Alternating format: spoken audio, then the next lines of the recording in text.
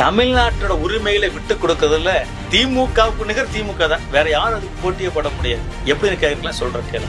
நம்ம காவிரியில கர்நாடகா மேகதாது அணை கட்டுவதற்கு நீண்ட காலமா திட்டமிடுது. திட்ட அறிக்கையை தயாரிக்கிறாங்க. தயாரிச்சு செல்லான்னு சொல்லி தமிழ்நாடு அரசாங்கம் உச்சநீதிமன்றத்துல வழக்கு போடுது. ஏற்கனவே காவிரி தீர்ப்புகள்ல கீழே இருக்கக்கூடிய தமிழ்நாட்டோட ஒப்புதல் இல்லாம கர்நாடகா அணை கட்ட முடியாது தெளிவா இருக்கு தீர்ப்பு. இது உலகளாவிய நடைமுறை. விதியும் கூட கீழமை மாநிலங்களோட அனுமதி இல்லாம மேல இருக்கக்கூடிய மாநிலங்களோ மேல இருக்கக்கூடிய நாடுகளோ அணை கட்ட முடியாது, தண்ணீரை தேக்க முடியாது, தடுக்க முடியாது. அப்படி இருக்கும்போது இந்த வழக்குல முழுமையை ஒரு மூத்த வழக்கு நிறுத்தாம அவங்களுக்கு சட்டத்தை பத்தி ஏற்கனவே முன் தீர்ப்புல எல்லாம் பத்தி நம்ம தமிழ்நாடு அரசினுடைய நீர்வளத்துறை அதிகாரிகள் எடுத்து சொல்லாம அசால்ட்டா கேஸ் நடத்துறாங்க.